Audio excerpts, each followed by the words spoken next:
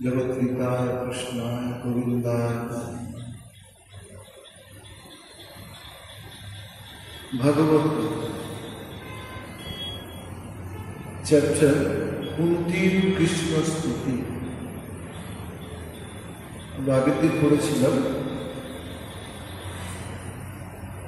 কুরুক্ষেত্রের যুদ্ধ সব শেষ হয়েছে, যুদ্ধে পাণ্ডবেরা জয়লাভ করেছেন, নাকি তাদের আপন বলতে আজ আর কেউ নেই।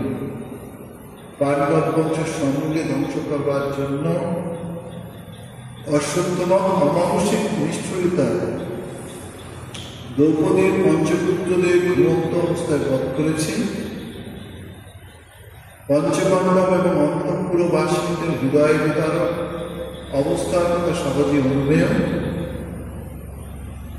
এই অবস্থাতেও পাণ্ডবেরা কর্তব্য কর্ম অবিচল। তারা পরলোকগত আত্মীয় স্বজন এবং জ্ঞানীদের পারলৌকিক কর্ম করবার জন্য পুরো বাসীদের নিয়ে শ্রীকৃষ্ণের সঙ্গে গঙ্গা তীরে গেলেন। সেখানে যথারীতি স্বার্থ তর্পণী করবার পর শ্রীকৃষ্ণ এবং উপস্থিত মুনি ঋষিরা পঞ্চপাণ্ডব, ধৃতরাষ্ট্র, গান্ধারী, কুন্তি, দ্রৌপদী প্রভৃতি পুত্র, ভ্রাতা, আত্মীয়, বন্ধু ইত্যাদি প্রিয় কাতর ব্যক্তিদের যথাযথ সান্ত্বনা দিলেন। এরকম আমরা পাঠ করছিলাম। আরেকটু করে আগের দিনে যে একটা হয়েছে তারপর থেকে আসুন। অসৎ দুর্বৃত্ত ক্রোধ কর্মকারী রাজাদের বিনাশ করে শ্রীকৃষ্ণ যুধিষ্ঠিরের ধৃতরাজ্য পদার্পণ করলেন, প্রত্যাহার করলেন। পাণ্ডবদের দিয়ে বহুবিধ যজ্ঞাদির অনুষ্ঠান করিয়ে তাদের যশরাশি চারিদিকে বিস্তার করলেন। এইভাবে হস্তিনাপুরে কিছুটা শান্তি এবং স্বাভাবিক অবস্থা ফিরে এলে শ্রীকৃষ্ণ দ্বারকায় ফিরে যেতে ইচ্ছা করলেন। শ্রীকৃষ্ণ যখন সকলের কাছে বিদায় নিয়ে দ্বারকায় যাবার জন্য রথে উঠতে যাচ্ছেন, সেই সময় অভিমন্যু পত্নী উত্তরা ভয়ে দিশেহারা হয়ে দ্রুত বেগে শ্রীকৃষ্ণের কাছে ছুটে এসে বলছেন, হে সর্বেশ্বর, হে জগৎপতি, রক্ষা করুন, রক্ষা করুন। আপনি ছাড়া আর কেউ আমার রক্ষা করতে পারবে না। জগতের সকলেই একে অপরের মৃত্যুর কারণ, কেউ কারো মৃত্যু রোধ করতে পারে না। ছুটে এসে উত্তরা বলছে, পুত্রী,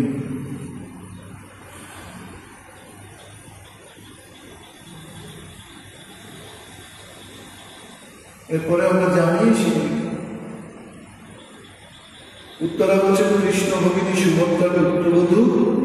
বিবাহের পর থেকে উত্তরা পাণ্ডব পুরনারীদের কাছে শ্রীকৃষ্ণের অতি মানসিক লীলার কথা শুনেছেন। কুরুক্ষেত্রে যুদ্ধের সময় অর্জুন সাথীযুক্ত শ্রীকৃষ্ণের অলৌকিক কার্যাবলী সচক্ষে দেখেছেন। সুতরাং তিনি বুঝেছিলেন যে শ্রীকৃষ্ণ স্বয়ং ভগবান।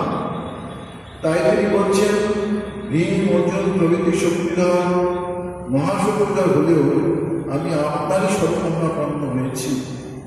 অতি ভীষণ যে প্রচণ্ড বাণ আমার দিকে তীব্র বেগে ধেয়ে আসছে, তাতে আমার মৃত্যু হলেও জগতের কোনো ক্ষতি হবে না। কিন্তু আমার গর্ভস্থ সন্তান যে পাণ্ডব বংশের একমাত্র সম্ভব, তার কোনো অনিষ্ট হলে পাণ্ডব বংশ আপনার ভক্ত বংশই সমূলে ধ্বংস হয়ে যাবে। এইসব উত্তরার কণ্ঠ থেকে বেরিয়ে আসছে, ভীত অবস্থার মধ্য থেকে। এতে জগতের কোনো কল্যাণ হবে। তাই আমার গর্ভস্থ সন্তানের জীবন রক্ষার জন্য আমি আপনার শরণাপন্ন হয়েছি। আমার মৃত্যু হোক ক্ষতি নেই, কিন্তু আপনি কৃপা করে এই সন্তানটিকে রক্ষা করুন। শ্রীকৃষ্ণ তখন বুঝতে পারলেন অশ্বত্থমা ক্রোধের বশবর্তী হয়ে পৃথিবীর পাণ্ডব সঙ্গ করবার জন্য ব্রহ্মাস্ত্র নিক্ষেপ করছে। ঠিক তখনই পাণ্ডবরা দেখলেন যে তাদের দিকে 5টি পর্যন্ত বাণ তীব্র বেগে ছুটে আসছে। তারা তখনই অস্ত্র ধারণ করে সেই বাণ প্রতিহত করতে চেষ্টা হলেন। শ্রীকৃষ্ণ জানেন যে কোনো অস্ত্রই ব্রহ্মাস্ত্রকে নিবারণ করতে পারে না। এই পাণ্ডবদের রক্ষার সুদর্শন চক্র ধারণ করে অশ্বত্থমা ব্রহ্মাস্ত্র প্রতিহত করলেন।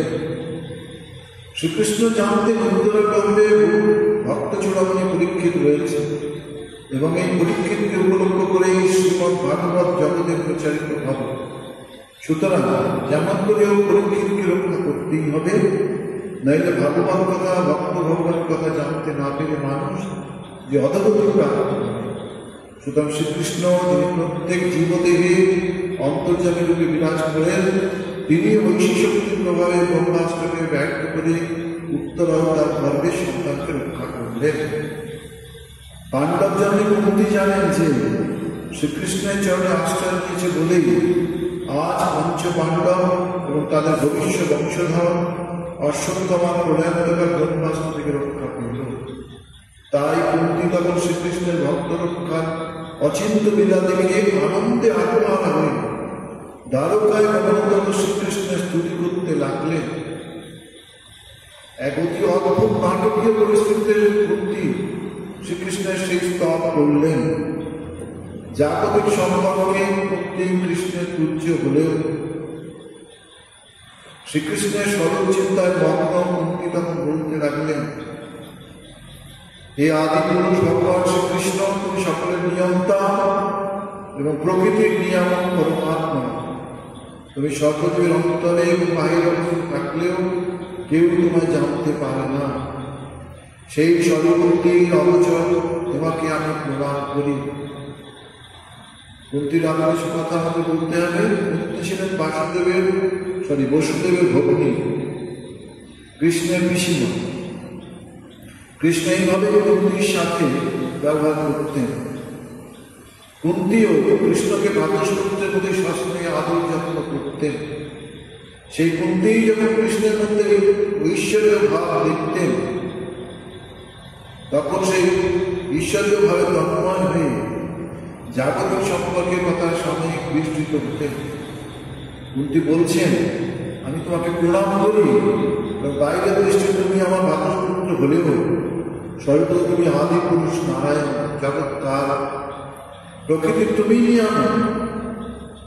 তুমি যখন দ্বারকায় আমার তখন হস্তিনাপুরে অবস্থান করো, তুমি সর্বব্যাপী হয়ে অর্জুনের সখা স্বরূপ, কিন্তু তুমি সকলের অন্তরে এবং বাহিরে অবস্থান করো।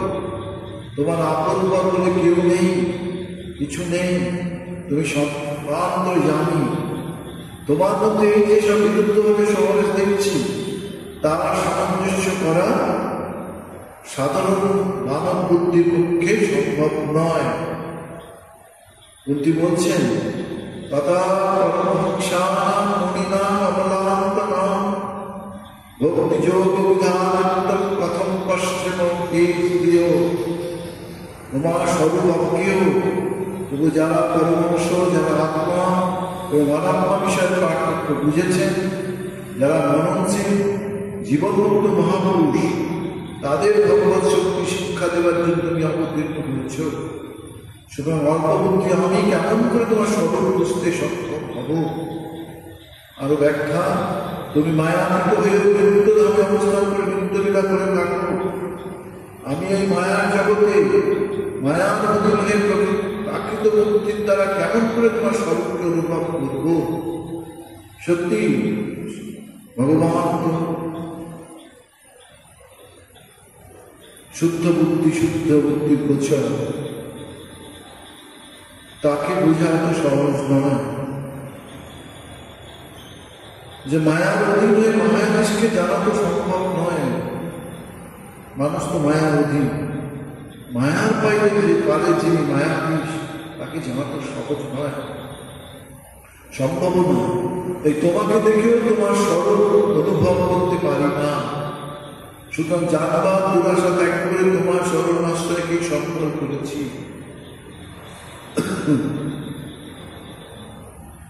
ভগবানকে সর্বত জানা যায় না, কিন্তু ভগবত ভাবের অন্তত কিছুটা অভিব্যক্তি না হলে ভক্তেরাই কি নিয়ে ভগবানের তন্ময় হয়ে থাকবেন।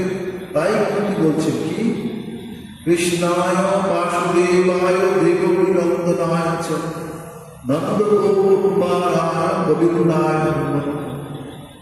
সত্যি জ্ঞানের ভান্ডারই ভগবান। এখানে কুন্তি ভগবানের পাঁচটি ভাবের অভিব্যক্তির কথা বলছেন। কৃষ্ণ সকলের হৃদয়কে তিনি সর্বদা আকর্ষণ করেন, তিনি সর্বাকর্ষক পরমানন্দ কৃষ্ণ। বাসুদেব ভগবান নিজেই বসুদেবের বাৎসল্য প্রেমে আকৃষ্ট হয়ে তার পুত্র বাসুদেব রূপে আবির্ভূত হয়েছে। দেবকী নন্দন ভগবান দেবকীর গর্ভে জন্মগ্রহণ করে তাকে আনন্দ সাগরে নিমজ্জিত করেছেন। নন্দ কুমার নন্দের পুত্র তিনি ব্রজবাসীদের ভগবত বিধানাসে ভরপুর করেছেন বলে তিনি নন্দ কুমার। গোবিন্দ গোপাল হৃদয় সকলের চিত্ত আকর্ষণ করে তিনি গোবিন্দ হয়েছেন। এই শ্লোকে কুন্তি বলতে চাইছেন যে সর্বাকর্ষক কৃষ্ণরূপে তিনি বাসুদেব, দেবকী, যশোদা প্রভৃতি বিভিন্ন ভাবে ভক্তদের আকর্ষণ করে তাদের পরম আনন্দ দান করেছেন। কিন্তু আমি তো ভক্ত নই, আমার ভক্তিও নেই, তাই তুমি সর্বাকর্ষক হলেও মায়াধীন আমি সেই আকর্ষণ অনুভব করতে পারি না। সুতরাং সক্ষ বাৎসল্য মধুর ভাবে সাধকেরা তোমাকে পেয়ে যে পরমানন্দের আশ্বাস অনুভব করে, আমার পক্ষে তার সুদূর করা। কৃষ্ণ এ বলছেন কে কুন্তি, অতএব তোমাকে বারবার প্রণাম করা ছাড়া আমার কি বা করার আছে। শ্লোক কি বলছে? নম পঙ্কজনাভায় নম পঙ্কজ মালিনে নম পঙ্কজ নেত্রায় নমস্তে পঙ্কজাক্ষরে। অর্থাৎ কুন্তি বলছেন তোমার নাভিপদ্ম থেকে ব্রহ্মার উৎপত্তি, তাই তুমি পদ্মনাভ, তুমি পদ্মমালাধারী। এই পঙ্কজ নয়ন, কৃষ্ণের চোখ ছিল এরকম পঙ্কজের পদ্মের পাতার মতো। পদ্মের পেছনের পাতা দেখলে সুন্দর একটা চোখের মতো দেখা যায়, সেরকম টানা টানা। আমার স্বরূপের জ্ঞান নেই, আবার তোমার এত অপ্রাকৃত লীলা দেখেও আমার ভক্তি হল না। সুতরাং তোমার সুন্দর পাদপদ্মই আমার একমাত্র আশ্রয়।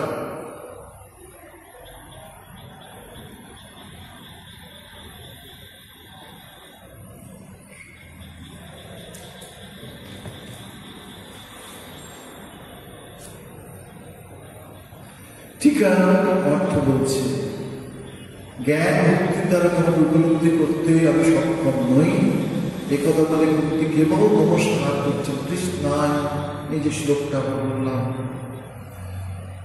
পদ্মনাভিতে যার কণ্ঠদেশে পদ্মের মালা, পদ্মের মতো শুক্রশূন্য দুটি নেত্র যার, পদ্মচিহ্নিত দুটি চরণ যার, তাকে নমস্কার। পরের শ্লোকটা এরকমই আছে, নম পঙ্কজনাভায় নম পঙ্কজ মালিনে নম পঙ্কজ নেত্রায় নমস্তে পঙ্কজাক্ষরে। এটা শ্লোকটা কি বলছেন? কুন্তি বলছেন তোমার পদ্ম নাভি পদ্ম থেকে ব্রহ্মার উৎপত্তি, তাই তুমি পদ্মনাভ, তুমি পদ্মমালাধারী। যখন জন্মগ্রহণ করেছেন তখন এরকম মালা দেখা গেছে। হে পঙ্কজ নয়ন, আমার স্বরূপের জ্ঞান নেই, আবার তোমার এত অপ্রাকৃত লীলা দেখেও আমার ভক্তি হলো না। সুতরাং তোমার সুন্দর পাদপদ্মে আমার একমাত্র আশ্রয়। পরে শ্লোকে বলছি, যথা ঋষিকেশ ফলেন দেবেকি কংসেন রুদ্ধা চিরং সুচারিতা বিমোহিতাঞ্চ সহমজা বিভু তৈব নাথেন মুকুর বিপদ নাথ। মানে সুন্দর কথাগুলি বলছে ঋষিকেশ, তিনি ইন্দ্রিয়কে সকল ইন্দ্রিয়কে যার বসে। আমাদের তো একেবারেই চক্ষু কর্ণ নাসিকা জিহ্বা এগুলো জ্ঞানেন্দ্রিয় শরীরে হচ্ছে, এগুলো ভগবানের সব পদ। হে ঋষিকেশ, তুমি তো সর্বাত্ম জান, সকলের মনে ভাবু জান।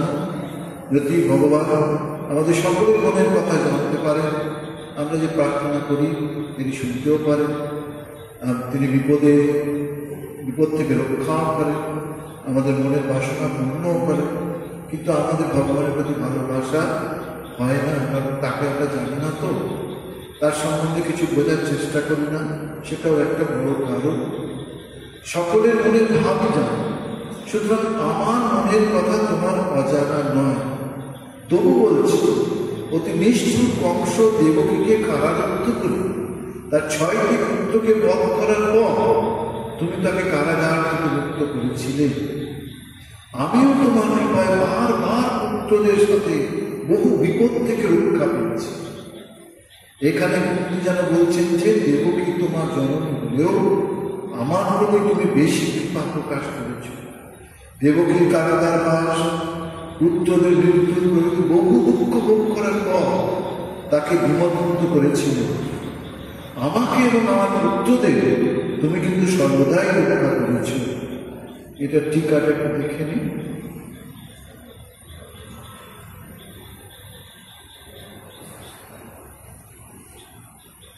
শ্রীকৃষ্ণ পাণ্ডবদের যেসব উপকার করেছেন সেগুলি কুন্তি স্মরণ করছে যথা ইত্যাদি 2টি শ্লোকে। অর্থ কি? নিজ জননী অপেক্ষা আমার প্রতি তোমার স্নেহ প্রীতি অধিকতর। কেন কথা বলছি? সত্যি তো মায়েরা তো সন্তানকে অনেক স্নেহ করবে, প্রীতি দিয়ে ভালোবাসবে, বিশেষ একটা বলছে। কিন্তু তা বলছে না, বলছে তাই বলছে গিয়ে ঋষিকেশ, যেমন তোমার মাতা দেবকী কংস কর্তৃক কারণ করে তাকে বদ্ধমুক্ত করেছিলেন, সত্যি তাই বদ্ধমুক্ত তিনি করেছিলেন। আবার আমাকেও কি সেই বিপদমুক্ত করনি? তবে এখানে 2টি ঘটনার মধ্যে বিশেষ ভাব রয়েছে। এখন উদাহরণ দেখাচ্ছে কুন্তি দেবকী সুদীর্ঘকাল কারাগারে অবরুদ্ধ থাকলেও তাকে একবারই মুক্ত করেছিল। আবার পুত্র শোকে সে কাতর হলেও তার সন্তানগুলিকে রক্ষা করা হয়নি। অবশ্য দেবকীর অপর রক্ষকর্তা তার স্বামী ছিলেন। আমাকেও আমার পুত্রগণকে কিন্তু বিপদ থেকে বারংবার অতি শীঘ্র উদ্ধার করেছ, কারণ তুমি আমার একমাত্র রক্ষক। কেন কুন্তি তার এত প্রতি ভক্তি শ্রদ্ধা সেই নেই বলছেন। পরেরটাই বলছেন, বিশাল মহাত্মে পুরুষা দর্শনা সৎসময়া হনুমাশ্চর মৃধে মৃধে অনেক মহারাজ শাস্ত্র দর্শনাস্ম হরের অভিরক্ষিতা। এখানে কি বলছে? এখানে কুন্তি তাদের একটি ভয়ঙ্কর বিপদের বিবরণ দিয়ে বলছে। কি সেই? হে কৃষ্ণ, ভীমের বিষ মিশ্রিত মোদক ভক্ষণ, ভীমকে বিষ মিশ্রিত মোদক খাইয়েছেন, মরে যাওয়ার কথা বা মরণের কথা কিন্তু ভগবান রক্ষা করেছে। যতুপ্রিয় দাহ, সেটাও কিন্তু ভগবান রক্ষা করেছে। হিড়িম্বা প্রভৃতি রাক্ষসদের যে আক্রমণ, সেটা থেকেও ভগবান রক্ষা করেছে। রাজসভায় অন্যায় পাশা খেলা, ভীষ্ম দ্রোণ প্রভৃতি মহাবীরদের নানা প্রাণান্তকর অস্ত্র এবং অশ্বত্থমা ব্রহ্মাস্ত্র থেকে বারবার তোমার কৃপায় আমরা রক্ষা পেয়েছি। এটা বলছে। এটা টিকা বলছে কি?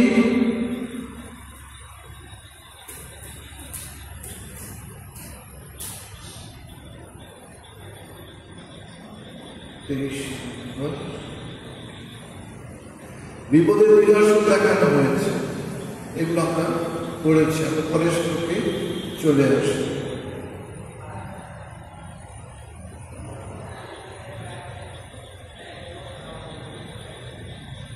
কুন্তি বলছেন দেবকী মহাভাগ্যবতী কারণ তোমাকে পুত্ররূপে পেয়েছে। তাছাড়া এটা আমরা পাঠ করি পরেরটা। বিপদ সন্তুতা শাশ্বত তত্ত্ব তত্ত্ব জগৎগুরু ভবত দর্শনাথ স্যার পুনর্ভব দর্শন স্যার আপন ভবদর্শন। হে জগৎগুরু শ্রীকৃষ্ণ, আমাদের যেন সর্বদা এরকম বিপদ হয় যাতে ভবভয় গোচরকারী তোমার দর্শন লাভ করতে পারে। কুন্তি কথা কি বলছেন? এইরকম কথা বলার মতো বুকের পাটা জগতে নেই বললেই চলে। মহাভারতের প্রতি এক অনুকরণীয় মহান চরিত্র। ব্যাসদেব একদিকে কুন্তির মধ্যে বহু গুণের সমাবেশ ঘটিয়ে অপরদিকে তার জীবনের সমস্ত সুখ শান্তি ছিনিয়ে দিয়ে এই অনবদ্য চরিত্রটি সৃজন করেছেন। কুন্তি ছিলেন অসাধারণ রূপবতী, তার পবিত্রতা, ধৈর্য, সেবাপরায়ণতা, সাহস, মহানুভবতা প্রভৃতি গুণ পৃথিবীর যে কোনো দেশের যে কোনো লোকের আদর্শ স্থানীয়। এই হচ্ছে ভারতবর্ষ। ভারতবর্ষ হাজার হাজার বছর ধরে এই কেন তারা এত অসাধারণ হয়েছে? কারণ তারা ভগবান কেন্দ্রিক, ভগবান তাদের সর্বস্ব। কুরুক্ষেত্রে, ধর্মক্ষেত্রে এইটা কতটা শুনছিলাম, কুরুক্ষেত্রে ধর্মক্ষেত্রে, এটা এদিকে ঘুরে গিলে বলছেন ক্ষেত্রে ক্ষেত্রে ধর্মগুরু। এই হচ্ছে ভারতবর্ষ। সব কিছুতেই ধর্ম, সব কিছুতে ধর্ম হলে সব দিক থেকে শান্তি পাওয়া যায়, শক্তি পাওয়া যায়, বুদ্ধি পাওয়া যায়, জ্ঞান পাওয়া যায়, জীবনের যে দর্শন সেটা পূর্ণতাও লাভ করে। তারপর বলছেন যে এত গুণ থাকা সত্ত্বেও অবস্থার বিপর্যয়ে তিনি কখনো সুখী হতে পারেন। এরকম কখনো কখনো আমরা দেখতে পাই মানুষের বহু গুণ থাকা সত্ত্বেও তার যেন কষ্টের শেষ হয় না, তার দুঃখের শেষ হয় না। কুন্তি আবার বলছে আমরা বহু মরণান্তকর বিপদে পড়েছি এবং একান্ত সাহস সহায় সম্পূর্ণ হওয়া সত্ত্বেও তুমি সব সময় আমাদের রক্ষা করেছ, বারবার আমাদের দর্শন দিয়েছ। অতএব পদে পদেই আমাদের বিপদ হোক। বাবা এক সাংঘাতিক কথা বলছেন যে আমাদের পদে পদে বিপদ হোক, তাহলে তোমার দর্শন পাবো, তোমার কৃপা পাবো, তোমার শক্তি অনুভব করতে পারবো। তাহলে আমরা দৃঢ়ভাবে তোমার পাদপদ্মের আশ্রয় নিতে পারবো। বিপদ থেকে আমরা মুক্তি চাই না, বিপদই আমাদের কাম্য। কি অসাধারণ কথা! এটি ভেরি ডিফিকাল্ট টু আন্ডারস্ট্যান্ড। এটা ভাষ্য বলে শ্রীধরের ভাষ্য, যে যে বিপদ তোমার দর্শন পাওয়া যাবে, প্রশ্ন হচ্ছে কিরকম দর্শন? পুনর্বার সংসার দর্শন হয় না, যে দর্শন থেকে সেই দিন অর্থাৎ ভগবানের দর্শনে সব কর্ম ক্ষয় হয়ে যায়, আর সংসারে জন্মগ্রহণ করতে হয় না। একেবারেই ঠিক কথা। ভগবানের দর্শন হলে আর কোনোরকম কর্ম থাকে না, বাকি সব ক্ষয় হয়ে যায়। ধান যেমন সিদ্ধ করলে আর নতুন করে ধান কাজ করা যায় না, এখানেও ঠিক তাই। পরের শ্লোকটা বলছে বিষাণ মহাত্মে পুরুষাৎ দর্শনাৎ অসৎভায়া বনবাস বিচ্ছেদ। এটা হয়ে গেছে। পরের শ্লোক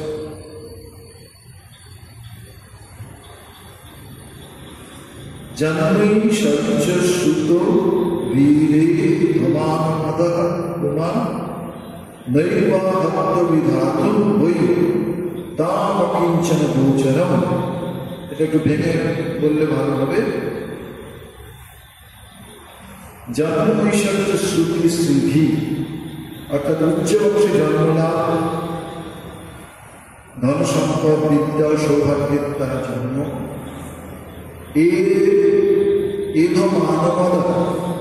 মদ মানে অহংকার বাড়ায়, কুমার মানে যে মানুষের দ্বারা অকিঞ্চন গোচর দিনের আশ্রয়, তা মানে তোমাকে তোমার অভিধান নাম কীর্তন করতে নৈব পার্বতী কখনো সক্ষম হয় না। হচ্ছে উচ্চ বংশে জন্মলাভ, বহু বৈভব, বিদ্যা, সৌভাগ্য এগুলি মানুষের অহংকার বাড়ায়। দম্ভের বশবর্তী তারা তোমার নাম উচ্চারণ করতে পারে না। কিন্তু তুমি অকিঞ্চনে দিনের আশ্রয়স্থল। কথাটা ঠিকই। আমরা যদি ঐশ্বর্য পরিণত হই, রাজ্যের সঙ্গে থাকতাম, তাহলে দুর্যোধনের মতো আমরাও তোমাকে ভুলে যেতাম। ঐশ্বর্য, বিদ্যা, বংশগৌরব প্রভৃতি থাকলেও অহংকার, অভিমান আসে। আর অভিমান থাকলে তোমাকে পাওয়া যায় না। এইসব ঐশ্বর্য অহংকার, বিদ্যার অহংকার, বংশগৌরবের অহংকার, এইসব অহংকার থাকলে তাকে পাওয়া যাবে না। ছুঁচের মধ্য দিয়ে সেই সুতোই বলানো যায় যেখানে কোনো রকম ফাঁস থাকে না। এই ফাঁস হচ্ছে এইসব অহংকার। শ্রীরামকৃষ্ণদেব বলতেন অহংকার থাকলে ঈশ্বর লাভ হয় না। অহংকার যেন কিছু ঢিপি, বৃষ্টির জল জমে না, ভক্তিবাড়ি জমে না, উড়িয়ে যায়। নিচু জমিতে জল জমে আর অঙ্কুর হয়, তারপর গাছ হয়, তারপর ফল। কুন্তি বলছেন অভিমান শূন্য দিন জলেরই তুমি বন্ধু। সুতরাং অভিমান শূন্য হবার জন্য বিপদ আমাদের কাম্য, তবেই তোমাকে লাভ করতে পারব। নমো অকিঞ্চন বিদ্যায় নিবৃত্ত গুণবিদ্যয়ে আত্মারামায় সন্তায় কৈবল্য পতয়ে নমো। হে কৃষ্ণ, তুমি ভক্তের সর্বস্ব, চরণাশ্রিত জনের মায়া দূরকারী, আত্মার আসক্তি রইলে তুমি মুক্তিদাতা, তোমাকে প্রণাম করো। একটু ভেঙে পড়লে সুবিধে হবে। অকিঞ্চন বিদ্যা মানে দরিদ্রের ধন তোমাকে, নিবৃত্ত কোন বিদ্যায় গুণ বৃদ্ধি যা দূর হয়েছে, নির্গুণকে আত্মারামায় একটা পূর্ণানন্দ স্বরূপকে শান্তায় রাগ দেশে কৈবল্য পতয়ে মোক্ষদাতা তোমাকে নম নম। আমি নমস্কার করি, নমস্কার করি। বলছেন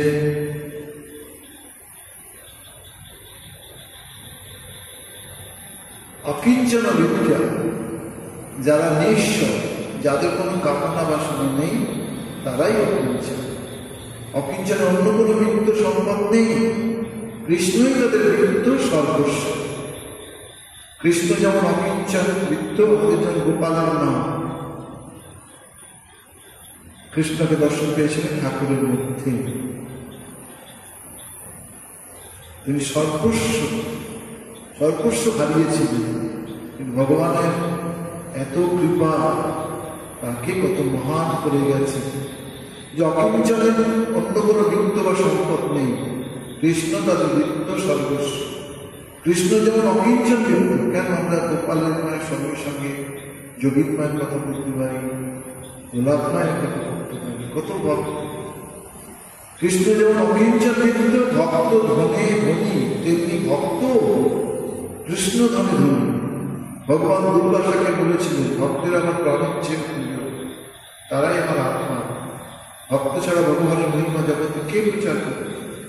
আবার ভগবান হচ্ছে নিবৃত্ত গুণবৃত্ত। ভগবানকে যারা আশ্রয় করে তারা মায়া অতিক্রম করে যায়, তাদের আর বিষয় বাসনা থাকে না। কৃষ্ণ হচ্ছেন আত্মা নাম, সর্বদা সর্ব আনন্দেই থাকে, অন্য সব বিষয়েই তিনি উদাসীন। তাই তিনি শান্ত, রাগ দেশ রহিত। আবার তিনি কৈবল্য পতি, মুক্তিদাতা।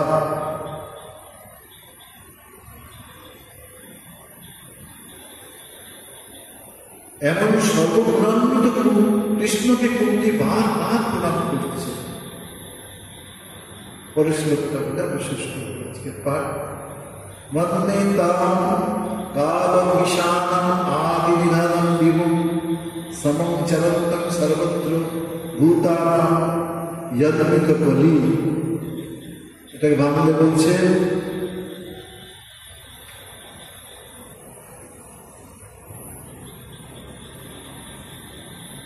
তাম অর্থাৎ তোমাকে, মন্দে মানে আমি মনে করি, কালম অর্থাৎ অন্তর্জান, ঈশান বহির্জগতের নিয়ন্তা, অনাদি নিধন আদি অন্তহীন, বিভুম মানে প্রভু, ভূতানাম জীবের, মিত মানে পরস্পরের মধ্যে, ইয়াদ করি অস্থি নাস্তি রূপ জীব মত ভিন্নতা, সর্বত্র যে সকলের মধ্যেও সমদৃষ্টি সম্পন্ন চিরন্তন মানে বিরাজমান।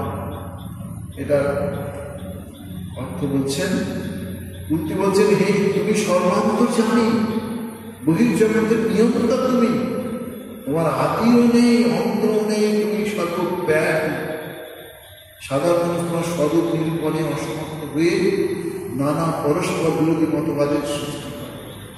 আমার মনে হয় তুমি সর্ববিষয়ে সকলের প্রতি সমভাব পোষণ করো। তোমাদের অসামঞ্জস্য বলে কিছু নেই, সত্যিই তাই। আমরা নিজেরাই পাপ করি। কেউ বলছেন, কেউ অগ্নির সাহায্যে কি ভাগবত পাঠ করে, আবার কেউ টাকা জালও করে, অন্যায় কাজও করে। তো যার যার সংস্কারে যা করে তারই ফল পেতে হয়। ভালোই ভালোই, মন্দে মন্দ সবসময় এরকমই। আর অনেক সময় পূর্ব জন্মের ফলও এই জন্মে পেতে হয়। হয়তো আপনি বুঝতে পারছেন না, কিন্তু আগের জন্মের কর্মের ফল তা আপনাকেই পেতে হয়। তবে ভগবানের ইচ্ছা হলে, ভগবানের কৃপা হলে, তার আশীর্বাদ পেলে আপনি অনেক কিছু থেকে মুক্ত হতে পারেন। যেমন পয়লা জন্ম ঠাকুর কৃপা, কত 30 জনের মতো যে গানগুলি রান্না করছিল তাকেও টেনে নিয়ে এসেছে ঠাকুর, তাকেও কৃপা করবে। আরও সব ভক্তদের সেদিন কিন্তু যারা উর্বী সম্ভব সন্ন্যাসী হবেন তাদেরও আমি কৃপা করেন। এই যারা যারা পার্থিব জগতে আছেন তাদেরই কৃপা করেছে। এখানে আরেকটু বর্ণনা করছি, ভগবান সকল হৃদয় অবস্থা থেকে জগতে সব কিছু পরিচালনা করেন। ভগবান কোথায় আছে? আমরা ছোটবেলা ভাবত ভগবান কি আকাশে আছে, কথা মিথ্যা নয়। ভগবান আকাশেও আছে, ভগবান আমাদের হৃদয়ে আছে, ভগবান সর্বত্র বিরাজিত আছে, তার সে শক্তি রয়েছে। সৃষ্টির পূর্বেও তিনি ছিলেন, প্রলয়ের পরেও থাকবেন। তিনি সব কিছু হয়ে রয়েছে, তার আপন পর বলে কিছু নেই। তাই তিনি সর্ববিষয়ে আসক্তি শুনেন। ভগবানের নাম করলে, ভগবানের চিন্তা করলে এইসব গুণগুলো ধীরে ধীরে তার যে গুণগুলো যেগুলো আমাদের প্রতিবন্ধক তাকে পাওয়া, সেগুলো আস্তে আস্তে সরে যায়। সকলের প্রতি সমভাবা পাওয়া। তবু সাধারণ মানুষ মনে করে যে ভগবান কাউকে মুক্ত দেয়, কাউকে সুখে রাখে, এই নিয়ে নানা বাদ বিতণ্ডা করে থাকে। ভগবান সত্যি সূর্যের সকলকেই সে সমভাবে দেখে, কিন্তু আমরা আমাদের মতো তাকে পাওয়ার চেষ্টা করি, আমাদের সংস্কার অনুযায়ী। কুন্তী বলছেন, আমি জানি তুমি ভগবান এবং তোমার মধ্যে কোনো বৈষম্য নেই। তুমি দুর্যোধনকে রাজ্য দিয়ে পাণ্ডবদের বনবাসে পাঠিয়েছ। তুমি অশ্বত্থামাকে নিয়ে দ্রৌপদীর পঞ্চপুত্রকে হত্যা করিয়েছ। তুমি সর্বান্ত যাও, ব্রহ্মরূপে সকলের হৃদয়ে এবং সর্বজগতে অবস্থান করে যাতে সবার কল্যাণ হয় তাই তুমি করে থাকো। জগতে তুমি ছাড়া তো আর কিছু নেই, সুতরাং কাকে তুমি অনুগ্রহ এবং নিগ্রহ করবে?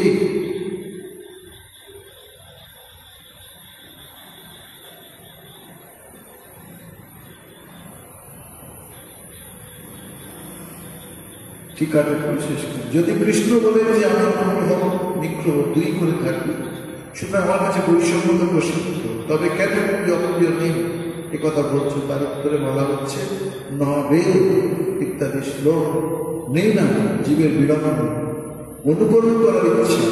এরকম বৈষম্য তুমি দেখিয়ে থাকো এবং জীব তোমার মধ্যে বৈষম্য মুক্তি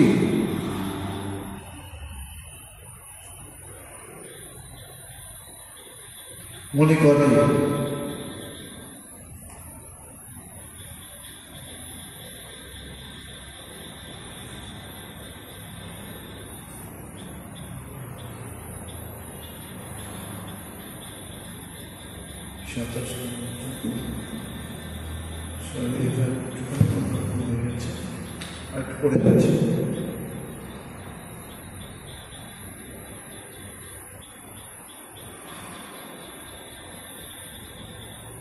যদি কৃষ্ণ নিজে প্রশ্ন করেন, আমি তো দেবকী পুত্র, আমাকে কেন করছ? তার উত্তরে কুন্তী বলছেন, তোমাকে আমি কাল অর্থাৎ অন্তর্জন মনে করি, দেবকী পুত্র বলে মনে করি না।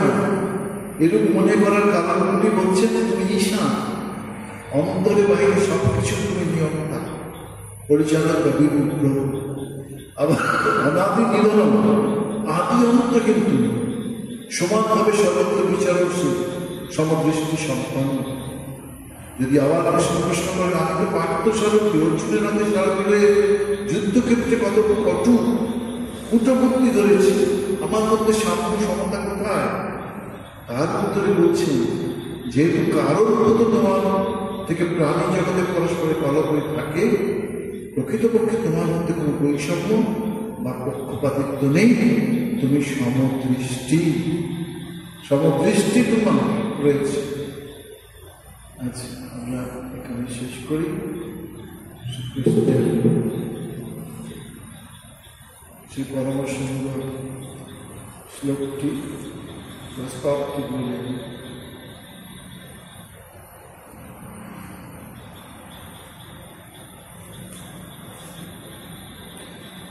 বংশে বিভূষিত পরান্ন নিরোধভা পীতাম্বরা দাদু বিভু ফলাধরষ্ঠা পূর্ণেন্দ সুন্দর মুখারবিন্দ নেত্রা কৃষ্ণ পরম কিমপি তত্ত্বমহম ন জানে। অর্থাৎ যার গায়ের রং নূতন মেঘের মতো নীল, যার হাতে বাসি শোভা পাচ্ছে, যিনি পীত বস্ত্র পরিধান করেছেন, যার অধর পক্তবিল্ল ফলের মতো রক্তিমাভ, যার মুখ পূর্ণচন্দ্রের মতো সুন্দর, যার চোখ পদ্মের মতো মনোহর, সেই শ্রীকৃষ্ণ থেকে শ্রেষ্ঠ তত্ত্ব আর কিছু আছে বলে আমি জানি না। এটা মধুসূদন সরস্বতী বলা।